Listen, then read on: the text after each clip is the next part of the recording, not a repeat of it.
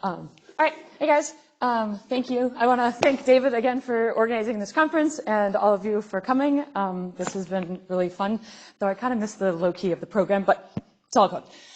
Okay, so today this is bridging theory and experiments. So today I'm gonna tell you about a theory project that I've been collaborating with Lishi Mahapatra and Yannick Kandev at Brandeis and now RIT. And their students Nishant and Rabia. So the nucleolus is one of the largest biomolecular condensates. It's conserved from yeast to humans. It assembles around ribosomal DNA, and its primary function is to synthesize ribosomal subunits. So my lab uses the C. elegans. I just realized that I have this. Maybe. No, I don't have this. Uses the C. elegans as a model organism to study the nucleus. And so this, can you guys, no, you can't even see my, aha. All right, so this is a C. elegans embryo. Does it work? So what we've labeled in green is the, thank you. So what we've labeled in green is fibrillary, which is a well-conserved nucleolar protein. And so what you can see is the sort of dim green in the background is the nucleoplasm, and then they condense to form two nucleoli per cell. And this is the entire embryo, and the cell membranes are labeled in red. And so this is a roughly 8-cell stage embryo. And so there are, in most cells, there are 2 nucleoli, and that's because there is one rDNA site in the C. elegans genome, and they're diploid organisms. Sometimes you'll see one because they fuse, but in most of the data I'm going to show you there are 2. So this is a movie of the raw data. So what we're doing is we're watching nucleoli assemble and disassemble as the embryo goes through early cell divisions. And so what you can see is that as embryogenesis continues, the cells get smaller, the nuclei get smaller, the nucleoli get smaller, and then we can actually track the assembly and disassembly in each cell cycle. And so to measure that, to quantify that, we get the integrated intensity of each nucleolus, and as I mentioned before, there are 2 per cell, and so we can get at each time point, we can get the integrated intensity of each nucleolus that, sort of starts out kind of laggy, accelerates, reaches a peak, and then sort of immediately disassembles, and then that is because mitosis and cell division is about to happen. And so eventually I will talk about the sort of the shape of this curve, but for now I'm just going to focus on the max. And so because there are 2 in each cell, sometimes the 2 are of different size, sometimes they're more similar size. And so to simplify comparison with the theory, we're just going to sum them and compare the maximum nucleolar intensity per cell, which is basically the total volume fraction of condensed phase in this context, which is just the integrated intensity of one nucleus plus the second one per cell. So we have IO per cell. And as you saw in that movie, the maximum peak of all of these nuclei decreases as the embryo divides and as the cells get smaller and smaller. And so that led us to look. This is old work back to my postdoc, but look at the scaling with nuclear volume. So when the movie started, we were at the 8-cell stage, so there's large nucleus, large nucleoli, and then each cell division they roughly halve in size, and the nucleoli also get smaller, and so we get a direct scaling between nucleolar volume and nuclear volume. But then I can also manipulate the concentration of these components in the cells, and so when I do that, I can ramp up the concentration and make the nuclei larger, or I can reduce the concentration below the saturation concentration, so I get no assembly. And so I can then plot for 2 different cell stages, the maximum nuclear intensity as a function of nuclear concentration, and I can not fit a line but predict a line where the integrated intensity is proportional to the supersaturation, so how much of components we have above the saturation point times the volume of the nucleus. Okay, so that's all looking at like the maximum total volume fraction of the condensed phase. And so what I want to talk about today is the kinetics of that assembly. So if we zoom in on a single nucleus, so now this is just one nucleus at the 8 cell stage in the AB lineage. That will become clear what that means in a second. On a higher res microscope at higher temporal resolution, we can see not only the two large nuclei, but also dozens of little small droplets. And so if we look at a montage of this movie, what we can see is that the nucleus nucleates dozens of droplets. Two of those droplets grow much more quickly than the rest. The other ones start to dissolve as the large ones are still there. And to try to understand the distinction between these seemingly two types of droplets, I did fluorescence in situ hybridization. So I stained for ribosomal RNA, and I get two bright spots of RNA, which we would expect because there's these two loci of our DNA, and they co-localize with the large droplets. So, so this let us just sort of distinguish. We have nucleoli that are large, grow quickly, and are a little bit longer lived, and we have extranucleolar droplets, or ends, that are small, coarsen more slowly, and dissolve first. Okay, and so the first thing we did, I should have put their names on here, with Miko Hadhaja and Joel Berry, was to look at equilibrium theories of first order phase transitions. And so diffusion-limited growth occurs when molecules from a supersaturated solution condense into droplets, and then those droplets grow over time by pulling molecules from the bulk phase. And that has a scaling with time of t to the 3 halves. So just this is integrated intensity, so this is proportional to volume, not to radius. So that's why it's 3 halves and not 1/2. So diffusion-limited growth, obviously way too fast to explain anything of what I'm observing. Also, we considered Brownian motion-induced coalescence. So this is if you have two droplets diffusing around, and if they encounter each other, they fuse and make a bigger droplet.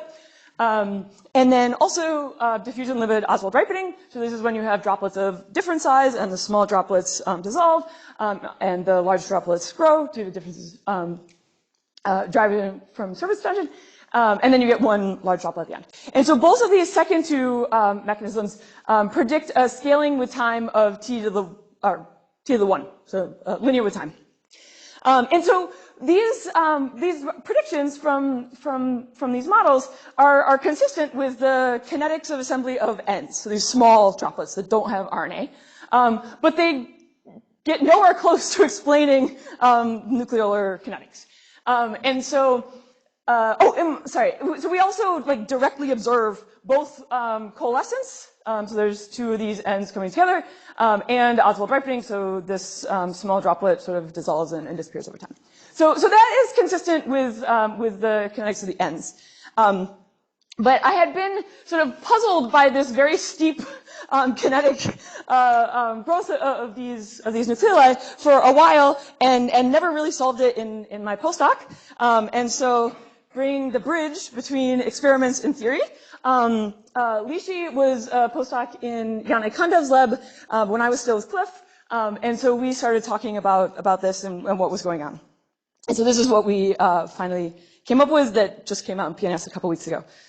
Okay, so her model for transcription templated assembly of the nucleus assumes that rRNA provides nucleation sites for fibrillar and droplets. So this is the black is the DNA, and you've got RNA polymerases in gold, and they're synthesizing RNA, which is in red, and then all of these little green molecules are fibrillarin, which will nucleate and condense on the RNA.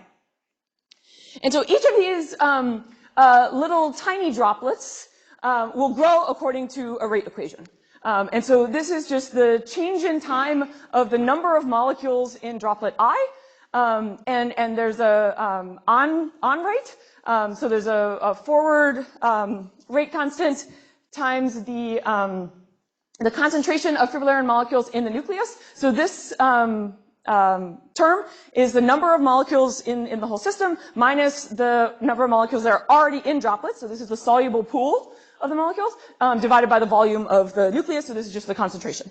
And then there's some off rate, so these molecules can dissociate from the RNA. And so then the entire nucleolus is just the sum of all these little small droplets, and so we can describe the size of the nucleus as a function of time. Yeah, sorry. This is for the biologists in the audience because we are building bridges. So this is size of the nucleus and size of the individual droplet.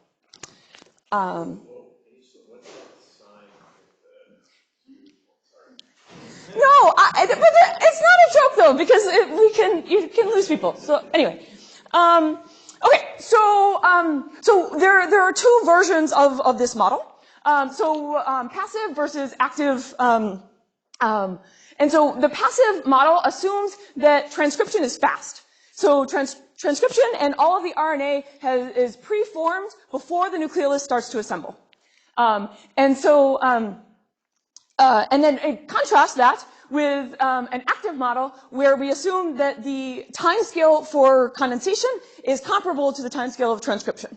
And so here, the number of RNA and Fib1 droplets increases with time. And so the only difference between these two equations is either the number of droplets is already constant and large, or it is increasing with time. Okay, and so then to parameterize the model, we use some data that I didn't show you. So at the 16-cell stage in the E lineage, so this is C. elegans embryogenesis. It starts as one large cell, divides into two asymmetrically, 4, 8, etc. All of these different labels are just different lineages, so they give rise to different cell types and tissues in the adult worm. Not particularly important for right now, but the E lineage happens to have longer cell cycles at the 16-cell stage. And the reason that was useful is because it has a sort of a long steady state where they're roughly stable. And so what Lishi did was she fit her model to this data for both the passive case, so that's the dashed line, and the active case, and that's the solid line. And then from that, she was able to extract the active rate constant and the passive rate constant. And so there are two things that we can already see from the models. So one is that they both predict the same size at steady state, so they get to the same place. It's just how they get there is different. And the second is that they predict different kinetics at early times. And so the passive starts out as linear with time, and that obviously doesn't describe the data very well. But the active model, it has a little bit of concavity, and that is consistent with the experimental observation. So that is a fit. I just want to be clear about that. So these are fitted parameters. But now what we've done is we've taken these fitted parameters and applied them to all of the other lineages, assuming that all of the rate constants are the same across lineages and across stages, which seems reasonable at this stage in development. They're not like differentiating yet, and there's no. I should also have mentioned there's no zygotic transcription. So all of this is just subdividing maternally loaded molecules.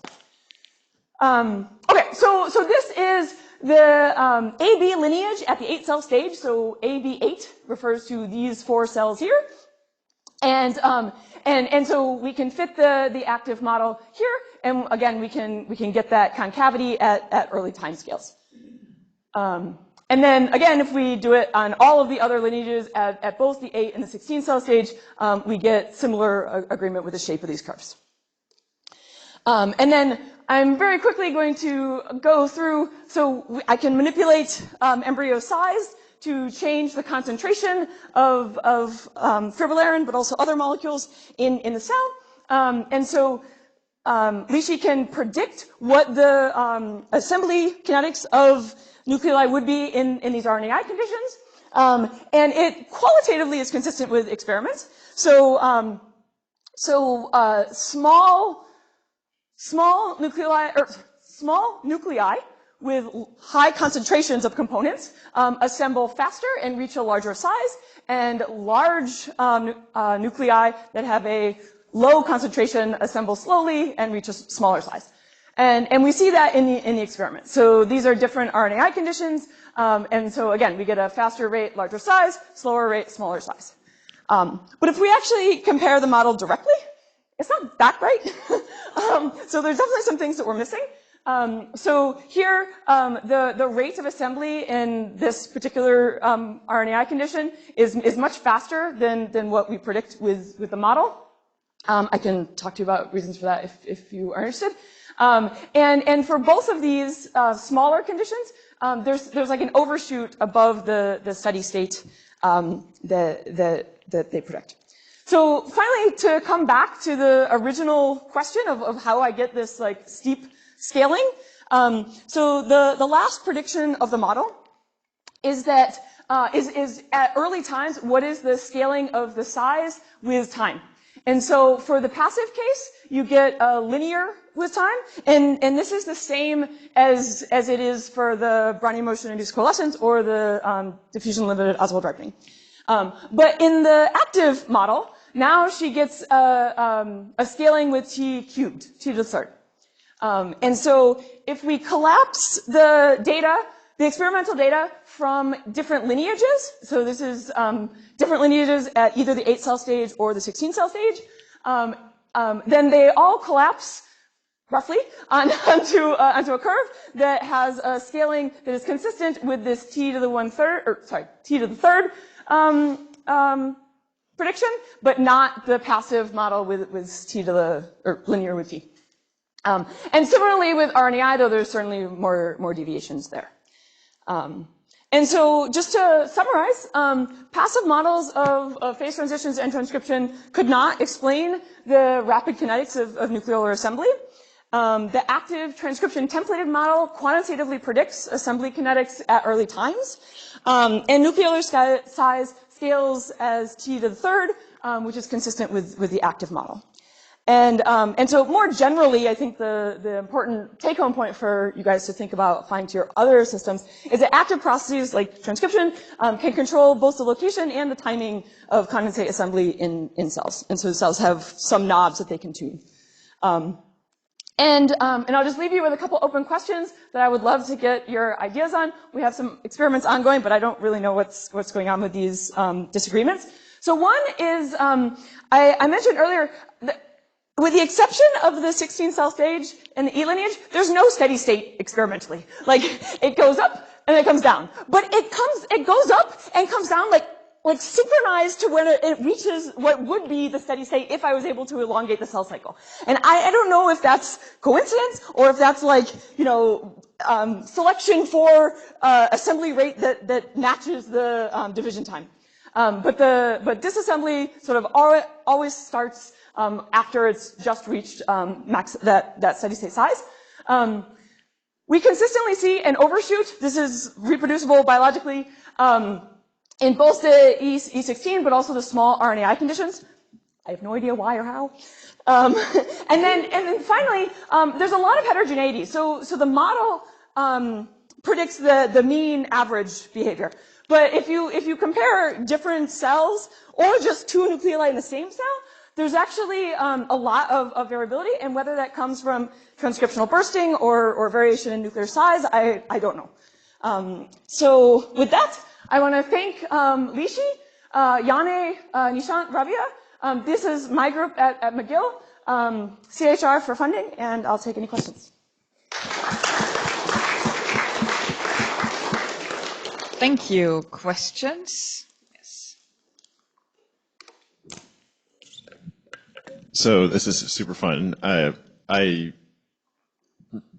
love where you're going right at the end, which is maybe to think. So I just wanted to ask, what are your thoughts about why the system exists in the first place, right, and how you're building things? So there's this old idea that if you want to grow really fast, basically you have to make a bunch of ribosomes, and if you have to make a bunch of ribosomes, you basically need to make your nucleoli first. And so is there some sort of, reasonable relationship between the size of the nucleolus and the rate of ribosome production that can rationalize why it is that you would basically do this kind of overshoot, essentially to like maximize the number of ribosomes that you're producing before you enter into the next phase of growth, right? Basically grow until you divide.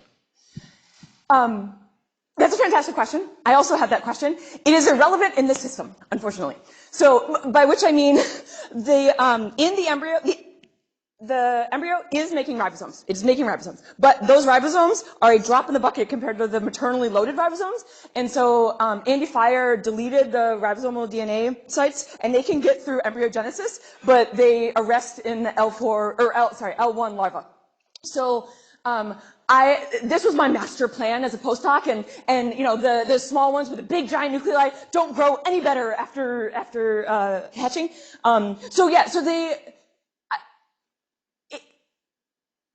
Right now, I'm treating the embryo like a toy model because it's much easier to sort of like control and turn knobs.